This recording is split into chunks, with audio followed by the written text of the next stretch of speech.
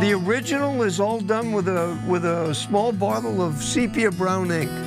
For me, it doesn't matter if it's a nautical scene where I'm working on trying to capture a moving body of water and the detail of the rigging in a tall ship, or doing a jazz musician in the French Quarter in New Orleans. The ink itself has this warm feel to it. Artist John Kendall is known for transporting people to faraway places through his amazingly detailed works of art. For years, I did street scenes in places like San Francisco and New Orleans. And what I did there was I worked on location to do all the buildings. And I would generally average about 5 to 6 weeks on an original. An eccentric soul with a warm smile and stories of adventure, John has experienced more in a lifetime than most. I was sitting on location in Cologne Cathedral for 3 months doing the Cologne Cathedral. I was doing commissions of private yachts in Antibes, France, working in my Volkswagen van, which I turned into a camper.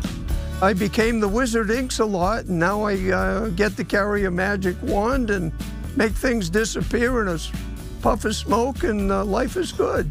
Always walking the path less taken, let's say.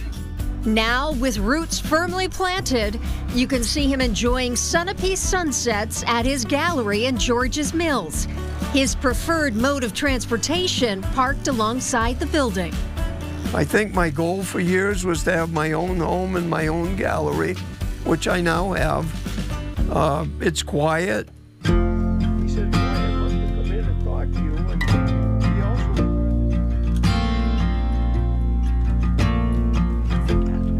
John knew he wanted to be an artist at a young age. I was like age 5 when I decided that one of my favorite things to do was to draw and paint. And I decided that what I thought would be a really fun thing to do was someday become an artist. And then one day I met an artist, and he was this old guy who had a long white beard. And back when I was 5 to 6 years old, I thought, you know, I'm going to be an old artist with a long white beard. And it's funny how things work out. Now at only 19 years old, you see he was born on a leap day, he still has so much more he wants to do. If you look through the glass, it just makes everything look 3 times bigger. So everything is done with my left eye now. I thought, well, I'm not going to just stop being an artist because of not being able to see out of one eye.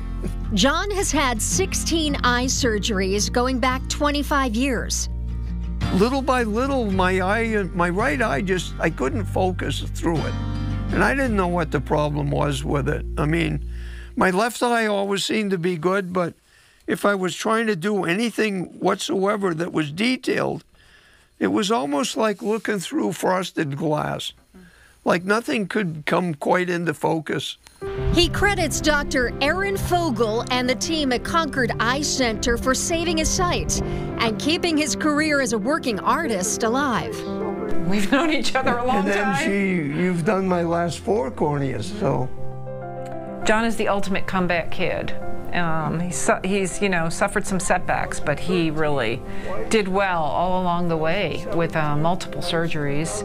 The original problem was a misshaping of the outer layer called the cornea, and he had a condition called keratoconus, and that was what the original transplant was to fix. Now on his 5th cornea transplant with a myriad of complications, John hasn't lost his sunny outlook on life.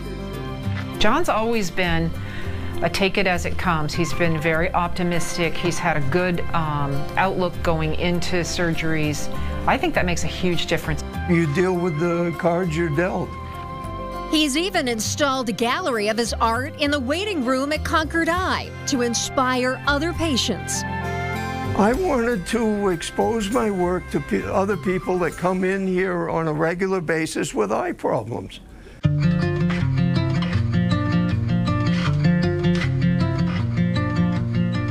Without sight in both eyes to focus on his signature details, John has reinvented himself, taking his original timeless works of art and bringing them to life with color.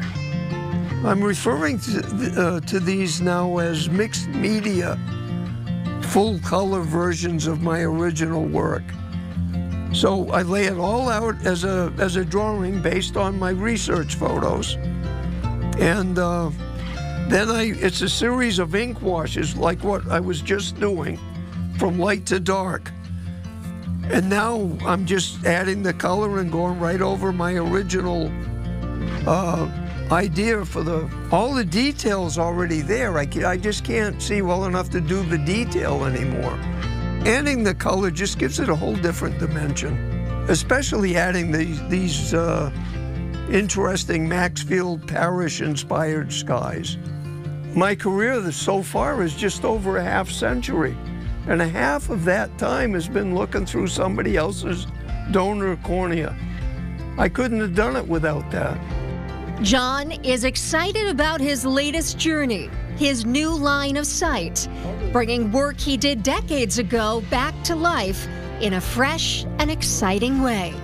It's part of this journey I'm on.